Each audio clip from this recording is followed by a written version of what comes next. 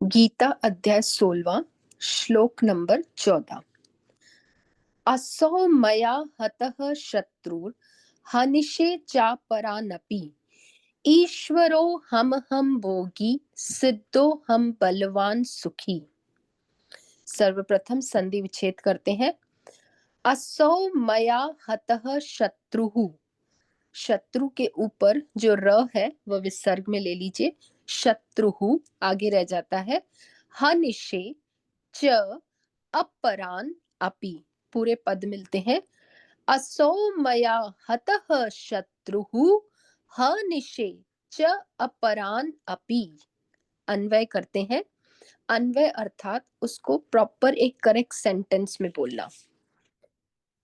असौ शत्रु मया हतः च अपरान अपि हनिष्ये, अर्थात असौ, असौ यानी जिसको हम सामने पॉइंट आउट करते हैं, दिस या दैट, इस तरह से। तो असौ हमारे जो शत्रु हैं, यह शत्रु या वो शत्रु, इस तरह से कहीं पॉइंट आउट करके दिखाया जाए। वह शत्रु मया हतः, मेरे द्वारा मारा गया है। च अपरान अपि हनिष्ये, च यानी और जो अपरान है, जो दूसरे शत्रु हैं जिनको अभी हमने जीता नहीं है, अपि हनिष्ये, उन्हें भी हम अब मार डालेंगे। ऐसे जो आसुरी वृत्ति वाले प्राणी होते हैं वह भीतर से द्वेष के साथ रहते हैं, क्रोध और दंभ के साथ रहते हैं। इसलिए उनको संसार में हर जगह घृणा ही रहती है। वह दूसरों की निंदा ही करते हैं। वह अपने आप को श्रेष्ठ मानते हैं और दूसरों को एक नीचे की दृष्टि से देखते हैं कि ये सब मेरे से नीचे है। इसलिए उनको वह शत्रु का भाव आता है। कभी भी उनके भीतर वह प्रेम का भाव नहीं आता। वह हमेशा वैमनस्य में चलते हैं। दूसरों की निंदा करना, दूसरों की चुगली करना, दूसरों के बारे में सोचना कि यह मेरा शत्रु है, इस तरह से उनका व्यवहार रहता है। इसलिए इस श्लोक में परमात्मा बता रहे हैं कि उनके भीतर के विचार कैसे रहते हैं। असौ मया हतः शत्रु, यह जो शत्रु है इनको मैंने अब जीत लिया है। आगे हनिष्ये च अपरान अपि, और जो मेरे शत्रु हैं अब मैं उनको भी आगे भविष्य में जीतूंगा। क्यों? क्योंकि मेरी सत्ता कैसी है। ईश्वरो हम भोगी सिद्धो हम बलवान सुखी। पद छेद करते हैं। ईश्वर अहम, अहम भोगी सिद्ध अहम बलवान सुखी। अन्वय कैसे होगा? अहम ईश्वरः अहम भोगी अहम सिद्धः बलवान सुखी। क्योंकि उनके भीतर ये आडंबर रहता है।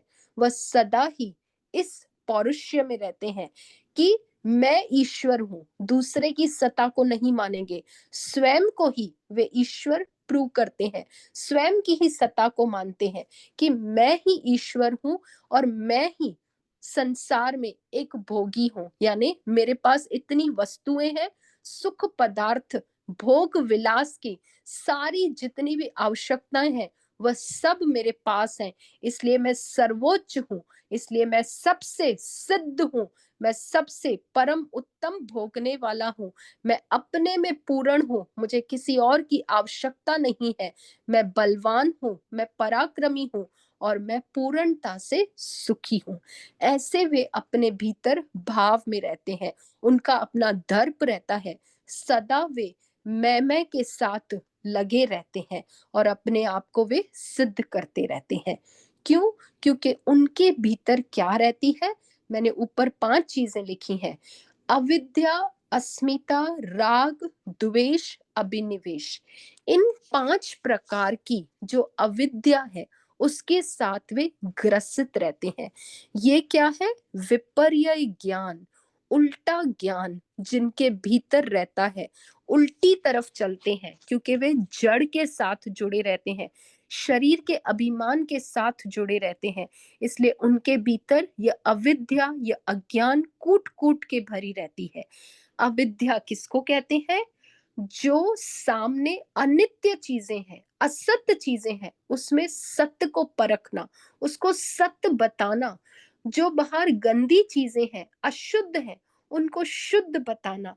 जो बाहर दुख रूप है उसको सुख की प्रतीति होना कि यह सब सुख है। ऐसा जो विचार होता है भीतर, यही महान तमस है, यही महान अविद्या है, जिसके कारण सारे प्राणी इस संसार में जीते हैं। नहीं तो अगर यह दृष्टि बन जाए कि यह सारा संसार दुख रूप ही है, तो धीरे धीरे सबको ही वैराग हो जाए। लेकिन सबको वैराग नहीं होता। वैराग कब आता है? वृद्ध अवस्था में वैराग आता है, जब हमें समझ आती है, जब हम पूर्णता से इनको भोग लेते हैं, तब जाके कहीं हमारी आंखें खुलती हैं। लेकिन तब तक समय बीत चुका होता है, काल खत्म होने वाला होता है, तब जाके कहीं आंखें खुलती हैं कि हाँ, ये संसार सारा दुख रूप है, ये संसार में कुछ भी नहीं है। लेकिन तब तक हम अपने आडंबर में, अपने दंभ में, अपने अविद्या में, अपने तम के साथ चलते रहते हैं और अपने शरीर में अभिमान रखते हैं। इस देह बुद्धि के साथ ही अपने में अस्मिता का भाव कर लेते हैं। अपने आप में ही ईगो का भाव रहता है, अपने अहंकार का भाव रहता है, और इसी को मोह कहते हैं। मोह क्या है? अपने शरीर का अभिमान, अपने देह का अभिमान। मैं हूं, मेरा शरीर है, मेरे संसार है, मेरे सगे संबंधी है, मेरा घर, मेरा परिवार, मेरी वस्तुएं, मेरा मकान, मेरा धन। ऐसी जो विचारधारा चलती है भीतर मन के, इसी को कहते हैं मोह।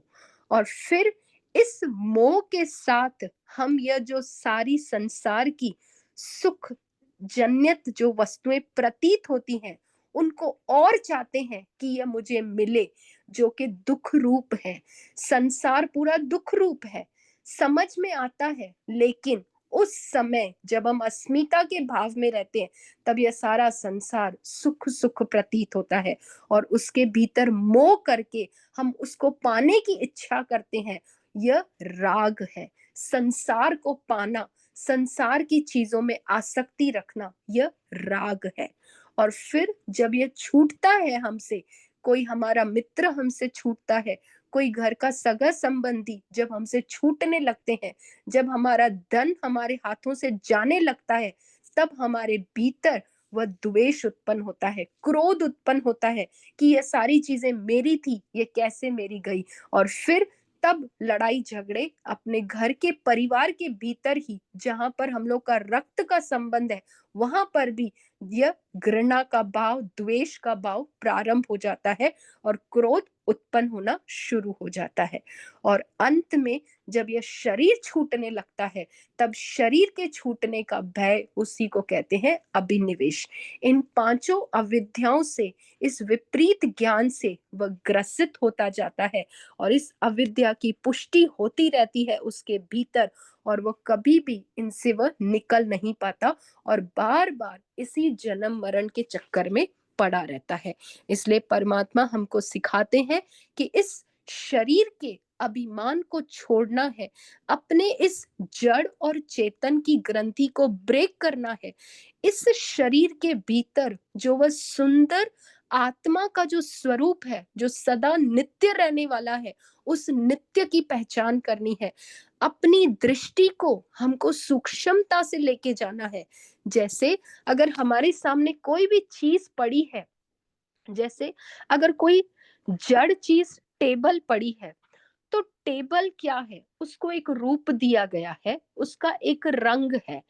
अब टेबल को हमने टेबल नाम तो दे दिया, उसका एक शेप भी दे दिया, लेकिन यह टेबल है क्या? भीतर से मात्र एक लकड़ी है। तो अगर हम बोले लकड़ी अलग और टेबल अलग, तो हो नहीं सकता। क्यों? क्योंकि टेबल नाम सत्ता मात्र है। टेबल नाम सिर्फ एक मिथ्या चीज है, क्योंकि टेबल का कोई अस्तित्व ही नहीं है लकड़ी के बगैर।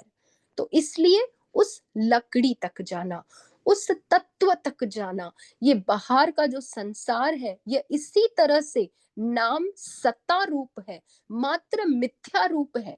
इसके भीतर जहां से ये उत्पन्न हो रहा है, उस कारण तक अपनी दृष्टि को पहुंचाना, यही परमात्मा का लक्ष्य है कि वहां तक हमारी दृष्टि जब जाएगी, तभी हम इस जड़ के साथ अपना अभिमान खत्म करेंगे, इस मोह से उठ पाएंगे, क्योंकि ये मोह ही है जो हमको संसार में बार बार फंसाता रहता है। सबसे पहला मोह है शरीर का। जब शरीर का मोह खत्म होगा, तभी संसार का राग समाप्त हो जाएगा। इसलिए इस मोह से उठने के लिए भीतर उस विद्या को जगाना होगा। वह ब्रह्म विद्या स्वरूप, वह आत्म विद्या जब जागेगी, तभी हम परमात्मा की पहचान कर पाएंगे। तो इसी के साथ आज हम इसको यहीं पर समाप्त करते हैं। ओम नमो नारायण। ये हो गया हमारा श्लोक नंबर 14।